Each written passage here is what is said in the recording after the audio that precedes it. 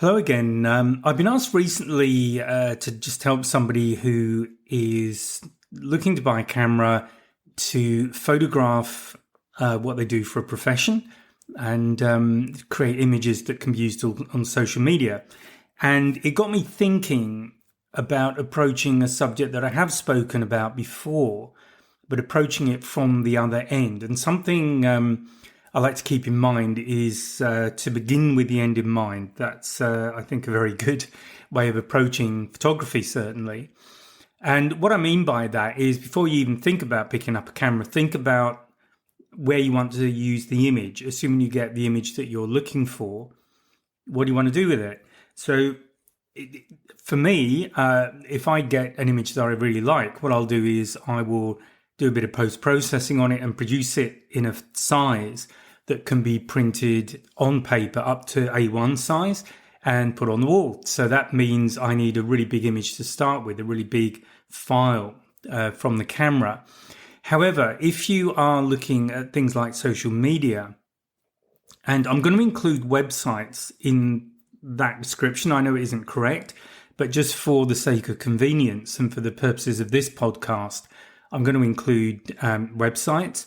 So what I mean by that are things like Facebook, Instagram, Twitter, LinkedIn, TikTok, anywhere. Pinterest is another one where you might be using an image. And sometimes these images will be the main focus. Other times you've got these banner headline things. You've got your little image of yourself or however you identify yourself on these platforms. And obviously, all of these images are quite small compared to the kind of thing I'm talking about.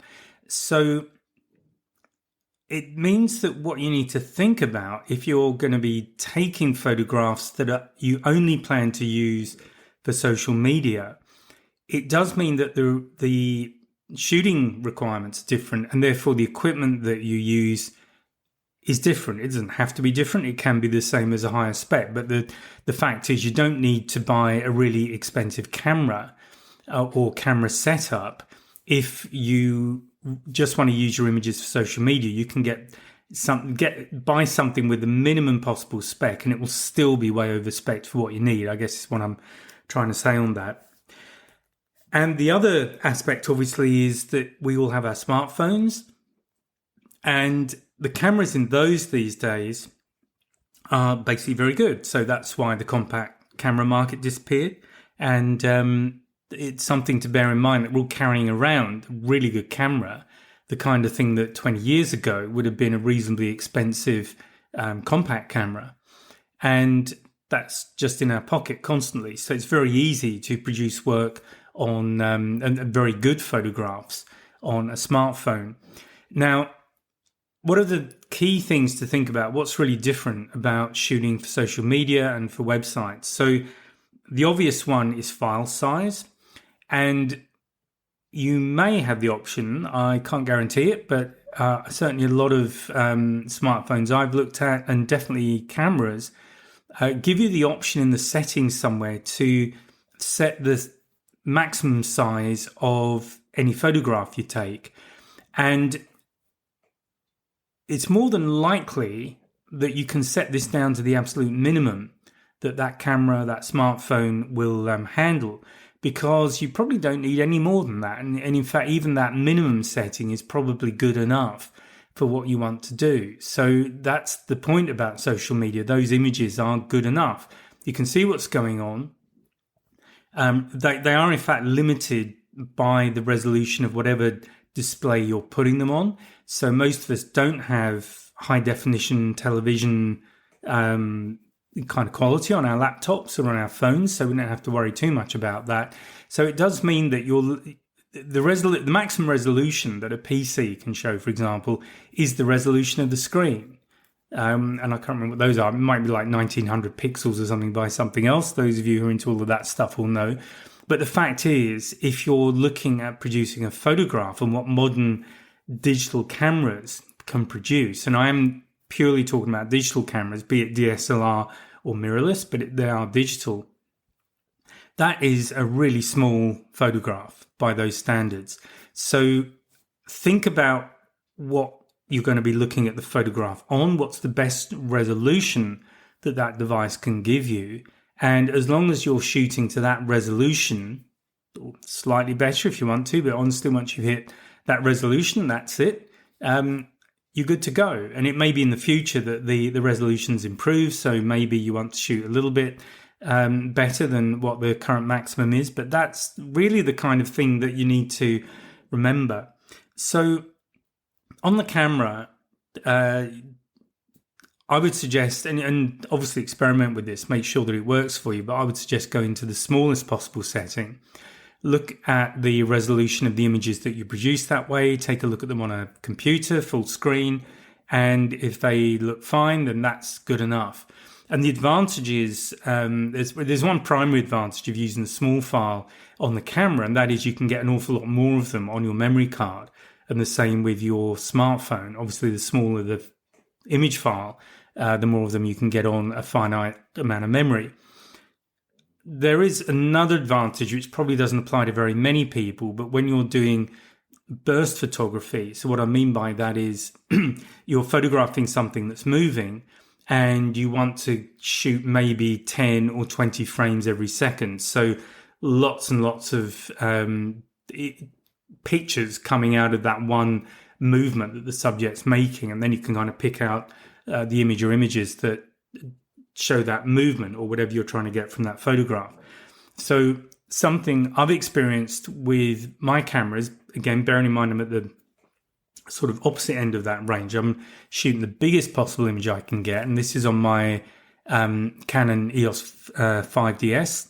So that one does get limited at maximum burst speed, at maximum file size, and it will do a couple of seconds, and then it has to stop and catch up with itself, and then it will do a couple more. But you get this sort of almost a stuttering over if you have to shoot a lot of images over the course of a few seconds. Once you go smaller, then that's not a problem. Your camera is like, if you're on just burst mode, it's like you just keep firing away happily until you lift your finger off the shutter. So probably not an issue for most people, but it is something that may affect you if you're photographing perhaps fast-moving objects and you need that very fast shutter speed. So, really so far all advantages if that's what you want to do. Now, another thing to think about is the format. So again, if you listen to me talking about, well, normally wildlife photography is what I'll talk about, but if I'm talking about general photography, I always recommend that people shoot in RAW. And what I mean by that is that's the sort of data format that particular camera is using. So Canon have a particular RAW format, a file extender of their own. Olympus will have a different one, Nikon a different one. And it's just a proprietary way of storing data in it. And the reason that you have the RAW file is it has all of the data. It has a huge amount of information on that image, the variation in color, textures, shades, all that kind of stuff for the whole image. There's a huge amount of information there. The downside to all of that is that it creates a very large file. So again, where file size is an issue, and I've spoken about one area, which is storage, but there's another one I'll come to in a minute. If file size is an issue, you want to reduce that size, and that's where JPEG comes in, which is probably something you've heard of.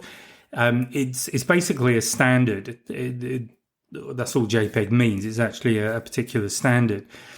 What it does in terms of what it does to the file is it compresses it. So what it does is it makes it much smaller than the original RAW file. If you were to compare a RAW file and a JPEG of the same image, the JPEG will be much, much smaller. But it also loses a lot of fine details. So again, for somebody who wants to produce very high resolution, high quality images, again, to perhaps put up on a wall or to use in a photo book that's going to be quite large and you need a good quality for printing, then you are really going to want RAW. Once you start going down to a compressed file, you start losing detail.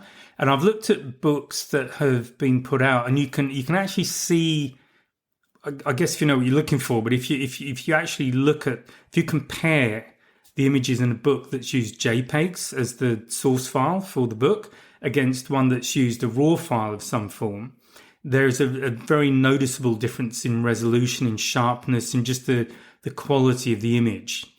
So if you're going to go to books and things like that, then, go to RAW, shoot big.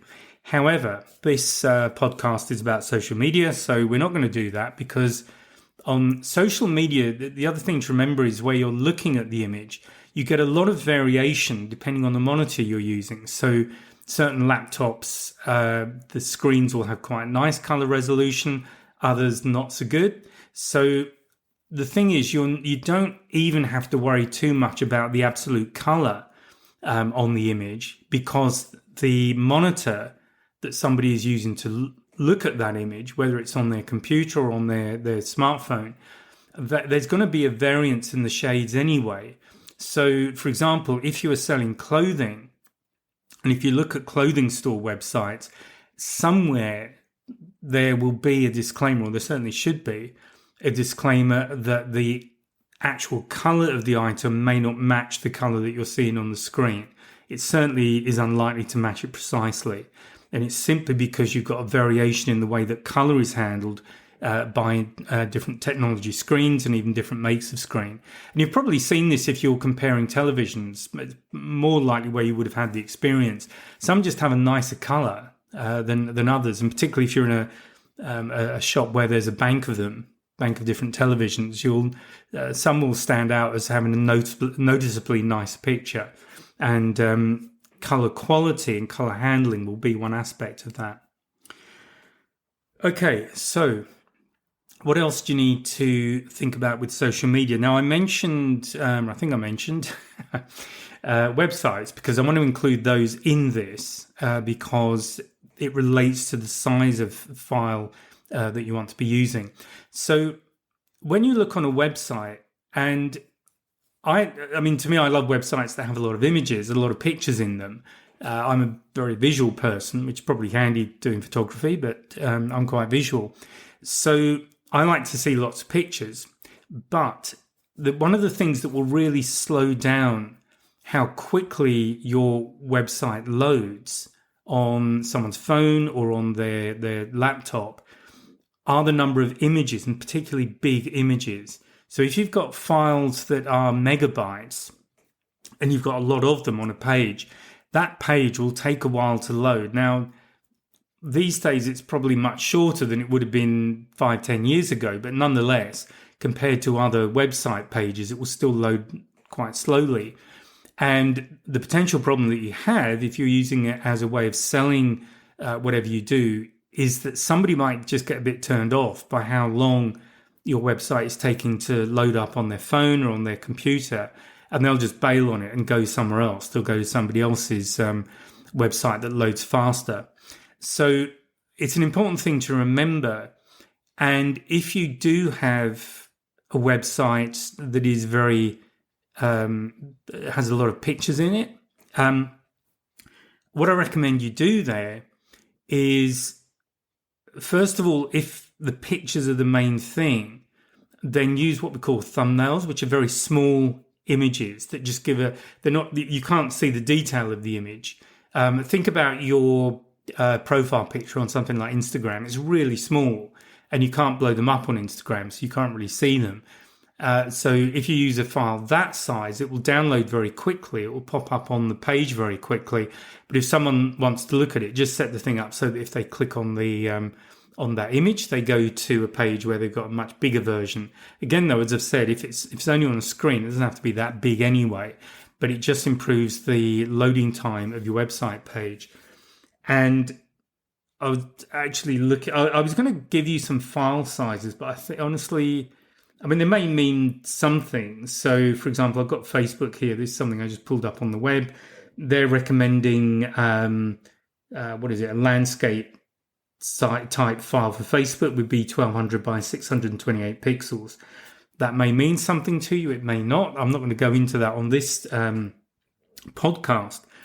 But the point about it is, and they make a good recommendation for fast loading, if you want your website to pop up very quickly, they recommend a file size less than 100 kilobytes.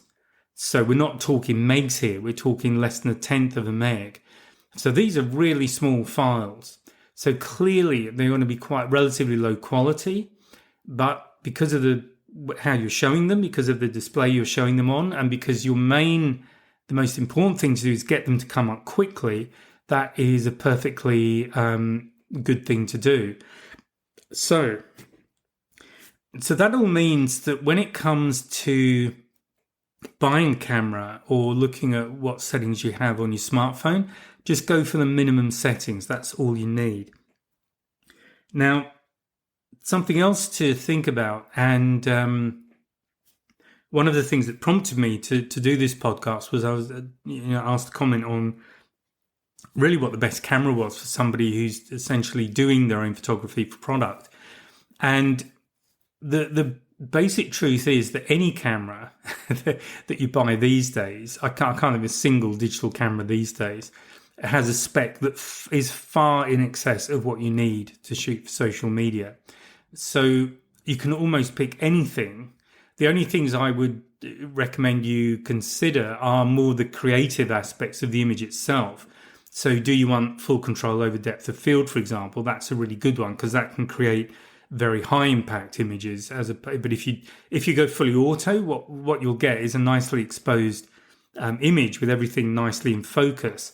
But that may not be what you really want because it might be drawing the viewer's eye away from your subject. So if you're producing images particularly to show off something you want to sell, you really want the viewer's eye drawn to that item. So the first thing I would think about, and again would suggest to you, is to think about depth of field. So it does mean you need to be able to manually control your aperture because that's where you control depth of field. And but beyond that, you don't really need anything special. As I say, the most basic camera you can get these days will easily outperform what you need in the context of producing something for social media. So I guess this is quite a short podcast because that really covers the main things that I wanted to talk about. But it is a subject that I've sort of touched on, but from the other direction, because I'm, as I say, I shoot big, and that's what I generally encourage people to do. Because for most people, if you're photographing animals or you're somewhere, you're doing some adventure travel or doing whatever, you're going to get these shots, and it might be a place you've never been to before, and maybe you'll never go to again. You want to get the best possible pictures that you can.